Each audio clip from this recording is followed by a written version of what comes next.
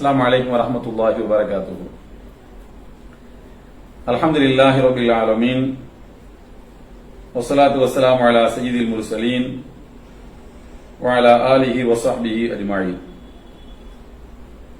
அன்பு நிறைந்த சகோதரர்களே, இன்றைய வெள்ளி சிறப்புரை நேரலையில் மலக்குகளும் நமக்காக துவா செய்வார்கள். மலக்குகளுடைய துவாவை நாம் பெற வேண்டுமானால் அதற்கு என்ன வழிகள் உள்ளன, மார்க்கம் நமக்கு என்ன வழிகளை கற்றுத் தந்திருக்கிறது என்பதை இன்ஷா அல்லாஹ் இன்றைய நேரலையில் நாம் பார்க்கவிருக்கின்றோம். பொதுவாக மலக்குமார்கள் எப்போதெல்லாம் நமக்காக துவா செய்வார்கள் என்று தெரிந்து கொள்வதற்கு முன்னால் மலக்குமார்களுடைய துவா என்பது எவ்வளவு வலிமையானது என்று நாம் முதலிலே தெரிந்து கொள்ள வேண்டும். மலக்குமார்களுடைய துவா, அல்லாஹ் நமக்காக மலக்குகள் துவா செய்ய வேண்டும் என்று நாடுகிறான். நாடியதனால் நமக்காக துவா செய்யக்கூடிய வாய்ப்பை அல்லாஹு தஆலா மலக்குமார்களுக்கு ஏற்படுத்துகிறான், அந்த சூழல் அவங்களுக்கு ஏற்படுத்துகிறான்.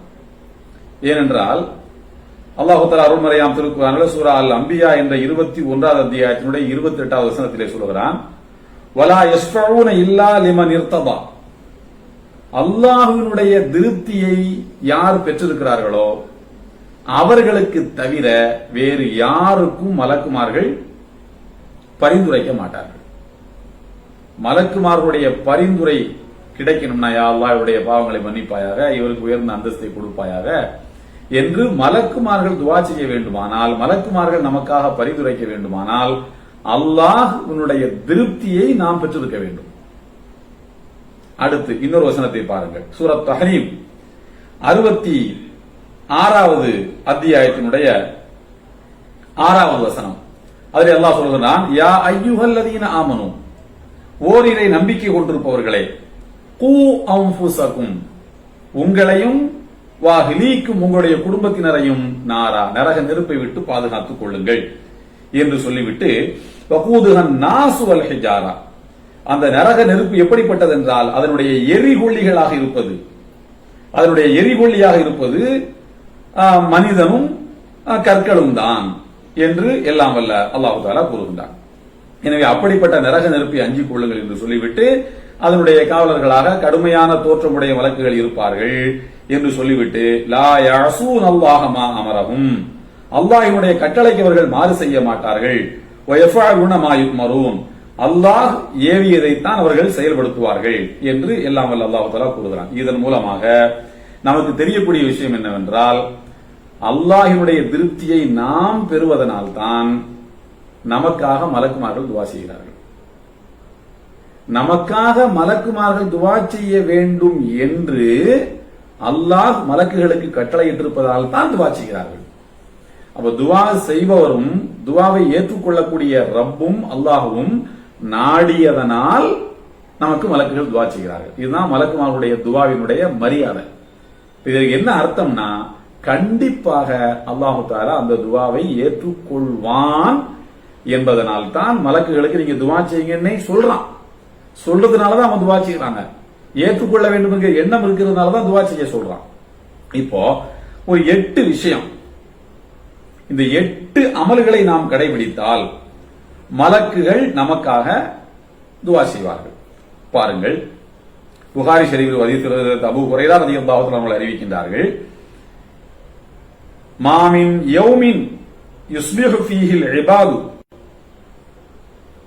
அடியார்களுக்கு காலை நேரம் உதிக்கிறதா ஒரு நாள் எப்போ ஆரம்பிக்குதோ அந்த நேரத்தில் இல்லா மலக்கானி என்சிலான், 2 மலக்குகள் இறங்குகிறார்கள். அவர்களிலே ஒருவர் சொல்லுகிறார், அல்லாஹும்ம ஆத்தி முன்ஃபிகன் ஹலஃபா, இறைவா இன்றைய தினத்தில் யாரெல்லாம் தர்மம் கொடுக்கிறார்களோ, யாரெல்லாம் உன்னுடைய பாதையிலே அறவழியிலே செலவு செய்கிறார்களோ அவர்களுக்கெல்லாம் ஹலஃபன், நல்ல பகரத்தை கொடுத்து விடுவாயாக என்று ஒரு மலக்கு துவா செய்கிறார். இன்னொரு மலக்கு யகூலுல் ஆகர் அல்லாஹும்ம ஆத்தி மும்சிகன் தலஃபா, இறைவா யாரெல்லாம் கொடுக்காமல் பொத்தி வைத்துக் கொள்கிறார்களோ, கையை இறுக்கி வைத்துக் கொள்கிறார்களோ, அவர்களுக்கு அழிவை கொடுத்து விடுவாயாக. கொடுக்கிறவர்களுக்கு நல்ல பகரத்தை கொடுப்பாயாக இறைவா, கொடுக்காமல் இருக்கக்கூடியவர்களுக்கு அழிவை கொடுத்து விடுவாயாக என்று ஒரு மலக்கு அப்படியும் ஒரு மலக்கு இப்படியும் துவா செய்கிறார். அப்போ நமக்காக மலக்குகள் துவா செய்ய வேண்டுமானால் அதனுடைய முதல் தகுதி, நமக்கு இருக்க வேண்டிய முதல் தகுதி என்னவென்றால், எந்த சந்தர்ப்பத்தில் நமக்கு மலக்கு துவா செய்யறாங்கன்னா, நாம தர்மம் கொடுக்கும்போது. தர்மம் கொடுத்தல் என்பது அன்னைக்கு முழுக்க சுத்தி பாக்குறீங்க, ஏழைகளே கிடைக்கல.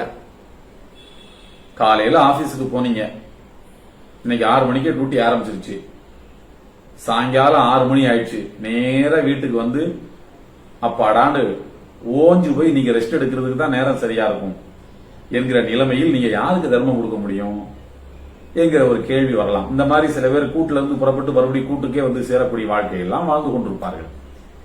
அவர்களுக்கெல்லாம் தர்மம் கொடுப்பதற்கு வாய்ப்பு இருக்கிறதா? இருக்கிறது.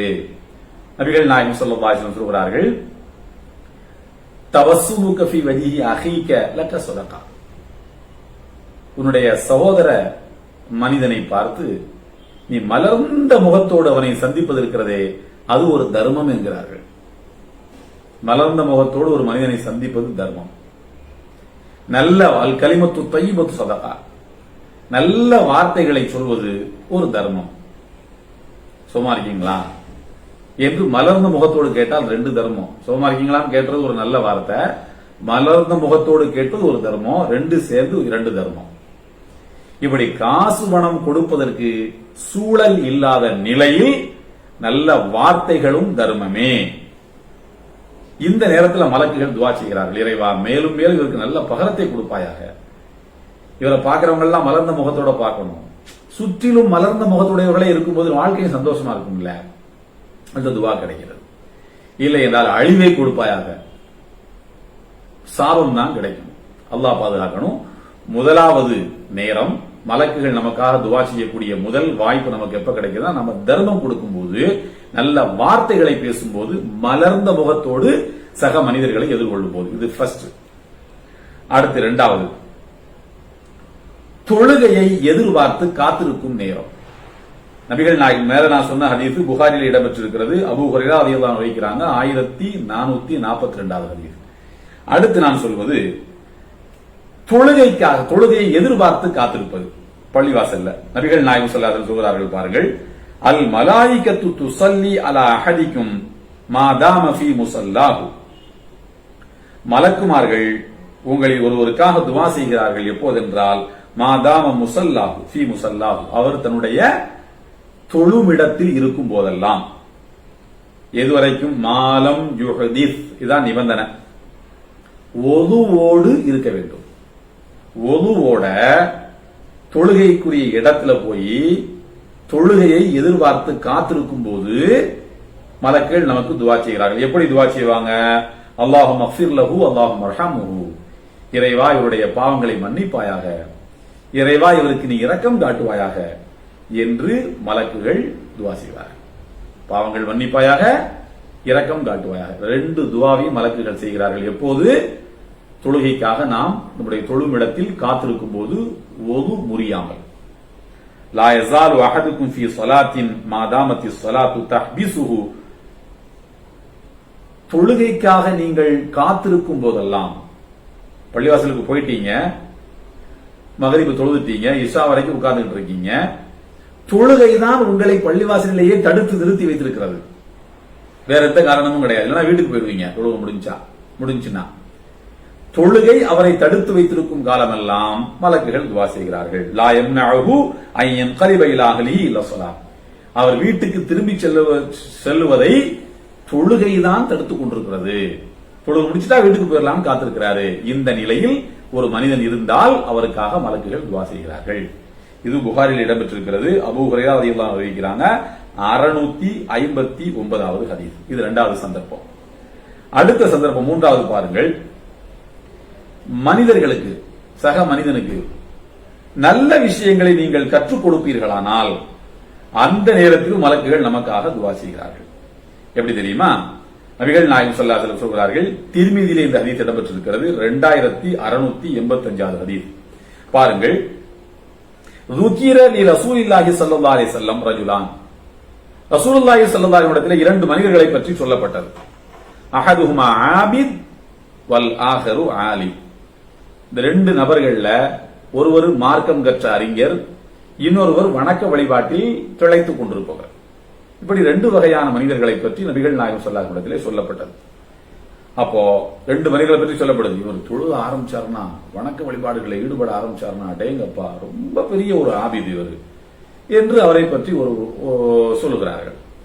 இன்னொருவரை பற்றி அதே சபையில ஒரு சந்தர்ப்பத்தில் அதே சபையில சொல்லப்படுகிறது, இவர் ஒரு பெரிய மார்க்க விளக்கம் உள்ளவர், நீங்க சொல்லக்கூடிய எல்லா அதீதுகளையும் அப்படியே மனப்பாடம் பண்ணி வச்சு அப்படியே அதை செயல்படுத்தக்கூடிய ஒரு தன்மை உள்ளவர், மக்களுக்கு கற்றுக் கொடுப்பாரு, மார்க்க ஞானம் அவற்றை இருக்குது என்று சொல்லப்பட்டது.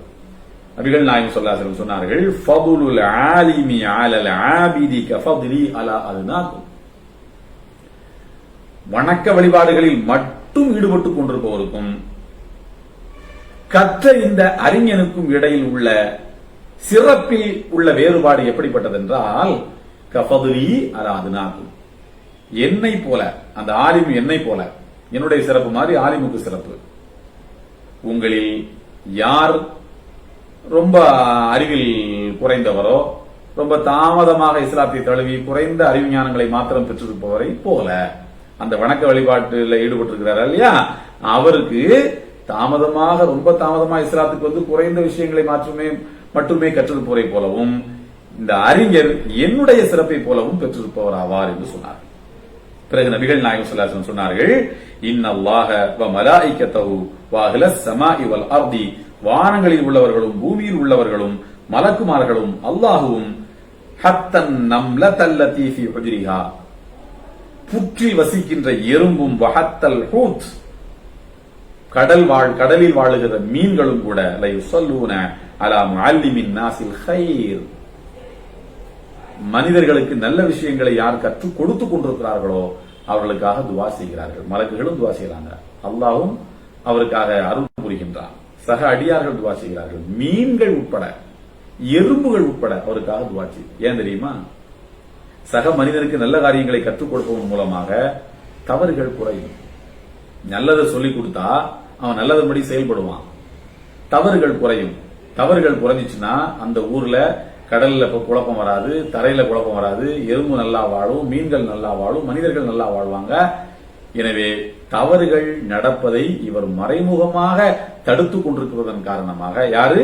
நன்மையை ஏவிக் கொண்டிருப்பவர், முஅல்லிமின் நாஸில் கைர், மனிதர்களுக்கு நல்ல விஷயங்களை கற்றுக் கொடுத்துக் கொண்டிருப்பவர் இருப்பதன் காரணமாக மலக்குகள் அவருக்காக துவா செய்கிறார்.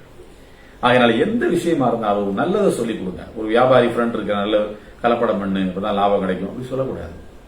கலப்படம் பண்ணாத, லாபம் குறைவா கிடைச்சாலும் பரவாயில்ல, நல்லதை சொல்லுங்க. கெட்ட விஷயங்களை சொல்லிக் கொடுக்காதீங்க. குழந்தைங்களுக்கானாலும், மனைவி மக்களுக்கானாலும், மாணவர்களுக்கானாலும், யாருக்கு, நண்பர்களுக்கானாலும், யாருக்கா இருந்தாலும் நல்ல விஷயத்தை சொல்லிக் கொடுங்க. அதன் மூலம் மலக்குகளின் துவாவுக்கு நாம் ஆளாகலாம். அடுத்து 4வது, நபிகள் நாயகம் ஸல்லல்லாஹு அலைஹி வஸல்லம் சொன்னார்கள், இந்த இயாதத்தில் மரியதி வ ஜியாரத்தில் இஹ்வதி லிவஜில்லா, நோயாளியை நலம் விசாரிப்பதற்காக போனால், நண்பரை சந்திப்பதற்காக போனால், நண்பர் ஒருத்தர் நோயிட்டு இருக்கிறாரு, அவர் நோயாளி நலம் விசாரிக்கிறீங்க, அது ஒண்ணு. இன்னொன்னு, காரணமே இல்லாமல் அவர் நண்பர், அல்லாஹ்வுக்காக அவரை நேசிக்கிறோம் என்பதற்காக வேண்டி பார்க்க போறது. என்ன விஷயமா? நீங்க சும்மா உங்களை பார்த்துட்டு போகத்தான் வந்தேன், நட்ப தொடர்பை டச்சில இருக்கணும்னு சொல்லுவாங்கல்ல, அந்த தொடர்பை வலிமைப்படுத்திக் கொள்வதற்காக வேண்டி இப்படி பார்க்க போவதனால் மலக்குகள் துவா செய்கிறார்கள். பாருங்கள், ஹதீஸில் வந்திருக்கிற நபிகள் நாயகம் ஸல்லல்லாஹு அலைஹி வஸல்லம் சொல்கிறார்கள், மன் ஆத மரியபன், யார் ஒரு நோயாளியை நலம் விசாரிக்கிறாரோ, அவ் ஸார அஹல் லஹு ஃபில்லாஹ், அல்லாஹ்வின் விஷயத்திலே தன்னுடைய சகோதரனாக இருக்கின்ற மார்க்கப்பற்றுள்ள ஒரு கொள்கை சகோதரனை யார் சந்திக்க போகின்றாரோ, அவருக்கு நாதா முனாதின், அழைக்கக்கூடிய ஒரு அழைப்பாளர் அழைக்கின்றார், அல்லாஹ்விடம் இருந்து ஒரு அழைக்கக்கூடிய அழைப்பாளர் அழைக்கின்றார், அன்திபுத, நீ நல்லவனாகிவிட்டாய், வதாப முஷாக்க, நல்ல காரியம் செய்து விட்டாய், உன்னுடைய நடை நல்ல நடையாகிவிட்டது, வதபப்பஅத மினல் ஜன்னதி மன்சிலா, சொர்க்கத்தில் உனக்கென்று ஒரு இடத்தை நீ முன்பதிவு செய்து கொண்டாய், ரிசர்வேஷன் பண்ணிட்டாய். இப்பவே ஊருக்கு போறதுக்கு ஒரு மாசத்துக்கு முன்னாடி ரிசர்வேஷன் பண்றோம்ல, குத்துமதிப்பா போய் ஏறுறது இல்ல. அந்த மாதிரி நீ சொர்க்கத்தில் உனக்கென ஒரு இடத்தை நீ ரிசர்வேஷன் செய்து கொண்டாய், முன்பதிவு செய்து கொண்டாய் என்று ஒரு மலக்கு, அல்லாவிடமிருந்து நியமிக்கப்பட்டிருக்கக்கூடிய ஒரு மலக்கு அழைத்து சொல்கிறார். அந்த அடியான காதல் விழுதோ இல்லையோ சொல்லிடுறார். யாருக்கு? நோயாளி நலம் விசாரிக்க போனான்.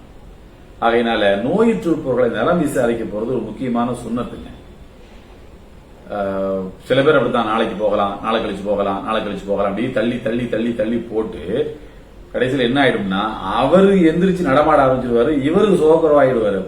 அப்ப அவர் இவரை விசாரிச்சுக்கிட்டு இருப்பாரு. நான் கூட அவங்களை பார்க்கணும்னு நினைச்சுக்கிட்டே இருந்தாங்க, நினைச்சுக்கிட்டே இருக்க வேண்டியதான். ஷைத்தான் தான் தடுக்கலாம் போக விடாம. எதற்கெல்லாமும் நேரம் இருக்கிறதே. ஏன் ஒரு சகோதரனை நலம் விசாரிக்க போனால் சொர்க்கத்தில் அல்லவா ஒரு இடத்தை நீங்கள் முன்பதிவு செய்து கொள்வீர்கள். மலக்குமார்கள் அல்லவா நமக்காக துவா செய்கிறார்கள். எனவே இந்த வாய்ப்பை தவற விடலாமா? நமக்கு சொர்க்கத்தை தர வேண்டும் என்று அல்லாஹ் நாடிவிட்டால் நமக்கு வேண்டப்பட்டவங்களை நோயாளியாக்கி அவங்கள நலம் விசாரிக்க நம்மளை வச்சு மலக்க வச்சு நமக்கு துவா செய்ய வச்சு நமக்கு சொர்க்கத்தை தரலாம். எவ்வளவு பெரிய ஏற்பாடு பாருங்க, இதெல்லாவுடைய ஏற்பாடு. ஆகையினால அந்த வாய்ப்புகளை நாம தவறவிடக்கூடாது. இது திருமிதியில 2008வது ஹதீஸாக இடம்பெற்றிருக்கு. ஹஜ்ரத் அபூ ஹுரைரா ரலியல்லாஹு அன்ஹு அறிவிக்கிறாங்க. மேல சொன்ன விஷயம், மக்களுக்கு நன்மையை எடுத்து சொல்லக்கூடியவருக்கு மலக்குகள் துவா செய்கிறார்கள் சொன்னோம்ல, அதுவும் திருமதியில தான் இடம்பெற்றிருக்கிறது. 2285வது ஹதீஸ் ஹஜ்ரத் அபூ மாமா அல் பாஹிலி ரலியல்லாஹு அன்ஹு அறிவிக்கிறாங்க. அடுத்த 5வது விஷயத்தை பாருங்க. இந்த துஆயில் கைர், நல்ல காரியங்களுக்காக துவா செய்யும் போது பாருங்க, சஃப்வான் இப்னு அப்துல்லாஹ் இப்னு சஃப்வான், அப்துல்லாஹ் இப்னு சஃப்வான் ரலியல்லாஹு அன்ஹுடைய மகன் சஃப்வான், அதாவது அப்துல்லா ரலியல்லாஹு அன்ஹுடைய வாப்பா பேரும் சஃப்வான், மகன் பேரும் சஃப்வான். வாப்பா பேரை பிள்ளைங்க வைப்பாங்க இல்லையா, அந்த மாதிரி வாப்பா பேரை, அதாவது ஒருவர் தன்னுடைய வாப்பா பேரை தன்னுடைய பிள்ளைக்கு வைக்கிறது. இது ஒரு நல்ல நடைமுறை, சிறப்பு வாய்ந்த ஒரு நடைமுறை. இது இன்னைக்கு அந்த வழக்கம் எல்லாம் ஒழிஞ்சு போச்சு. புது பேரா இருக்கணும், காதல நுழையிற பேரா இருக்கணும், போய் கடைசியில் ஒரு எழுத்துல பேர் வைப்பாங்க போல் தெரியுது. மூத்தவருடைய பேரை வைக்கிறது ஒரு நல்ல நடைமுறை. இப்ராஹிம் அலைஹிஸ்ஸலாமுடைய பேரை தன்னுடைய மகனுக்கு நபிகள் நாயகம் ஸல்லல்லாஹு அலைஹி வஸல்லம் வைத்தார். சரி, இப்போ சஃப்வான் இப்னு அப்துல்லாஹ் இப்னு சஃப்வான் ரலியல்லாஹு அன்ஹு சொல்றாங்க, கதிம்து ஷாம், நான் சிரியாவுக்கு வந்தேன், சிரியாவுக்கு போனேன். ஃபஅதைது அபு தர்தா ஃபீ மன்சிலிஹி, அபு தர்தா ரலியல்லாஹு அன்ஹு ரொம்ப மூத்த ஒரு சஹாபி, ரொம்ப சிறப்பு வாய்ந்த ஒரு சஹாபி. அவர்கள் ஷாமில் இருக்கிறாங்க. அவங்கள பாக்குறதுக்காக சஃப்வான் இப்னு அப்துல்லாஹ் இப்னு சஃப்வான் போறாங்க. அபு தர்தா ரலியல்லாஹு அன்ஹுடைய வீட்டுக்கு நான் போனேன். ஆனால் அபு தர்தா ரலியல்லாஹு அன்ஹு இங்க இல்ல, அவருடைய மனைவி உம்மு தர்தா இருந்தாங்க வீட்டுல, வயசான அம்மா.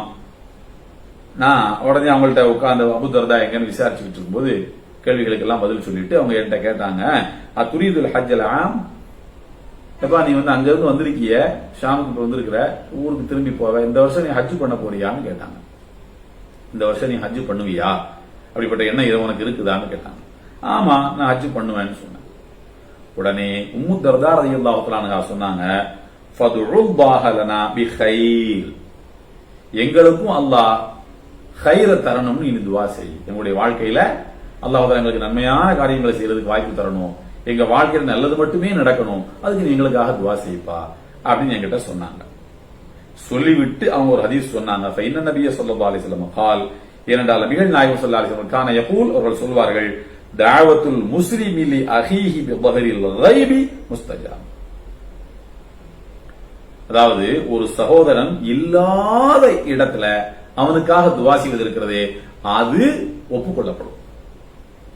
அவரை வர வச்சுக்கிட்டு யா அல்லாஹ் அவருக்கு அருள் புரிவாயாக, அவருக்கு ரஹ்மத் செய்வாயாக சொல்றதை விடவும் அதுவும் கபூல் செய்யப்படும்.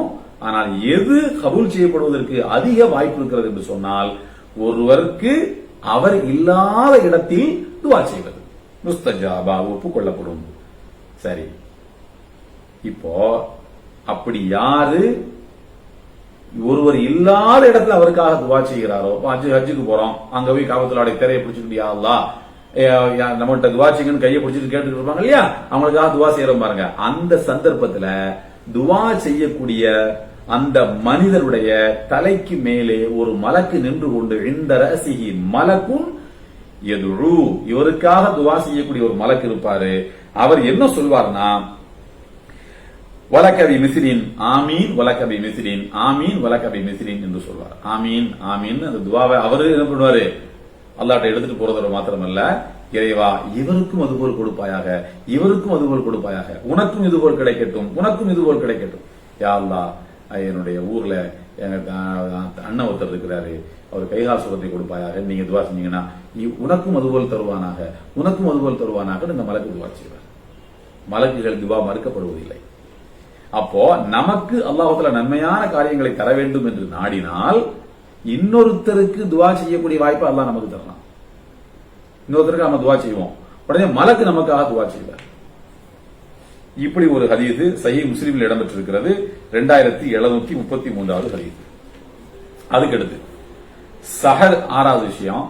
சஹர் சாப்பிடக்கூடிய நேரம். நஃபிலான நோன்பு வைக்கிறீங்க, ரமதான் நோன்பு வைக்கிறீங்க, முஹர்ரம் நோன்பு, அதே மாதிரி அரஃபா நோன்பு, இது மாதிரியான நோன்புகள் எப்ப நீங்க வச்சாலும், பிற 13, 14, 15 மாதம் தோறும் வைக்கிறது, ஐயாமுல் பீலுடைய நோன்பு, ஐயாமுல் தஷ்ரீக்குடைய நோன்பு, அல்லது சனி திங்கள் வியாழன் வைக்கக்கூடிய நோன்பு, இந்த மாதிரி எந்த நோன்பு வைத்தாலும் சஹர் சாப்பிடக்கூடிய நேரத்துல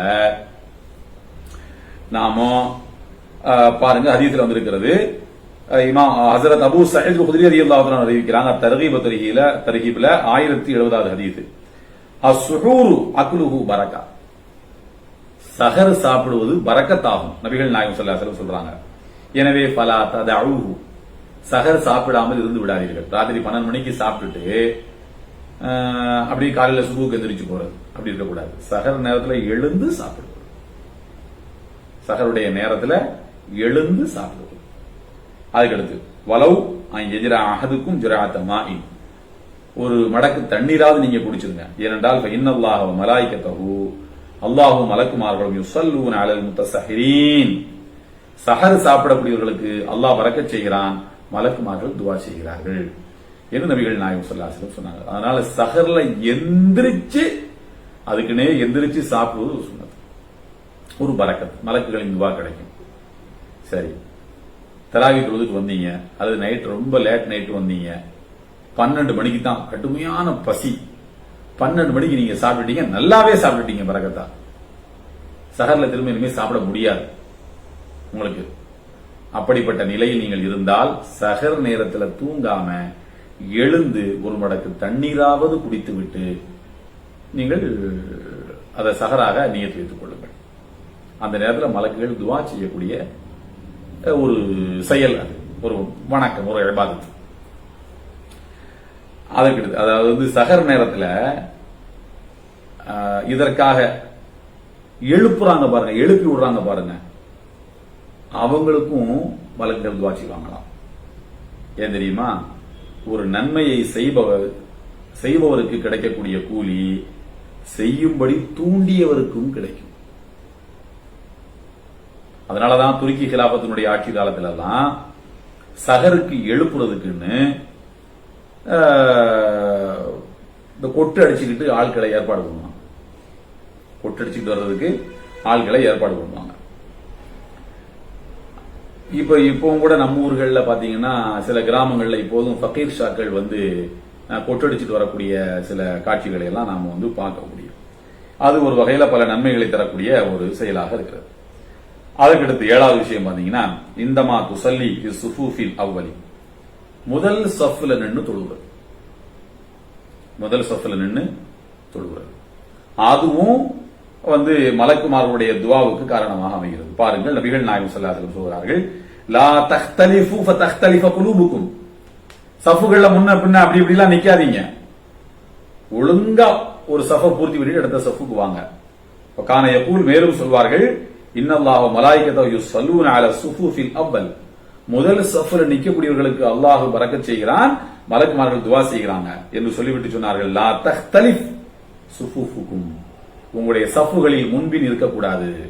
ஒரு ஆள் கால் முன்னால வைக்கிறது, ஒரு ஆள் பின்னால வைக்கிறது, அப்படியே அணிவகுத்து நிக்கணும்.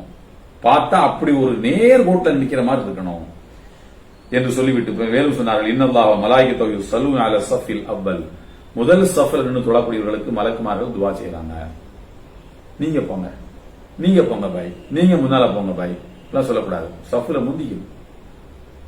இது அத்தர்கீப் தர்ஹீப்ல 513வது ஹதீஸ், பரா இப்னு ஆசிப் ரலியல்லாஹு அன்ஹு அறிவிக்கிறாங்க. 8வது விஷயம், இந்தமா துசல்லி சுஃபூஃப ஃபி ஸலாத்தி இந்தமா தஸிலு சுஃபூஃப ஃபி ஸலாத்தி தொழுகையில சஃப்புகள்ல இடைவெளி இல்லாமல் கோர்த்து நிற்பது. சஃப்புகள்ல கோர்த்து நிக்கணும். அப்படி ஒரு ஆளை வந்து தோளோடு தோடு ஒட்டின மாதிரி நிக்கணும். பாருங்கள், நபிகள் நாயகம் ஸல்லல்லாஹு அலைஹி வஸல்லம் சொல்கிறார்கள். அன்னை ஆயிஷா ரலியல்லாஹு அன்ஹா அறிவிக்கிறாங்க, இப்னு மாஜாவில் இடம்பெற்றிருக்கிறது 821வது ஹதீஸ். நபிகள் நாயகம் ஸல்லல்லாஹு அலைஹி வஸல்லம் சொன்னார்கள், இன்னல்லாஹு வ மலாயிகத்தஹு யுஸல்லூன அலல்லதீன யஸீலூன ஸுஃபூஃப சஃப்புகளில் யார் சேர்ந்து நிற்கிறார்களோ அவர்களுக்கு அல்லாஹ் தஆலா அருள் புரிகின்றான், மலக்குகள் துஆ செய்கிறார்கள். வமன் சத்த ஃபுர்ஜத்தன் ரஃபஅஹு அல்லாஹு பிஹா தரஜத்தன் சஃப்ல இருக்கக்கூடிய இடைவெளியை போய் யார் அடைக்கிறாரோ, முதல் சஃப்ல ஒரு ஆள் நிக்கிறதுக்கு இடம் இருக்கு, ரெண்டாவது சஃப்ல 4-5 பேர் நிக்கிறாங்க. நீங்க முதல் சஃப்ல உள்ள ஓட்டையை போய் அடைக்கிறீங்க, அந்த இடைவெளியை போய் அடைச்சு நிக்கிறீங்கன்னு சொன்னா அதன் மூலமாக அல்லாஹ் உங்களுடைய அந்தஸ்தை உயர்த்துவான். நபிகள் நாயகம் ஸல்லல்லாஹு அலைஹி வஸல்லம் சொன்னார்கள்.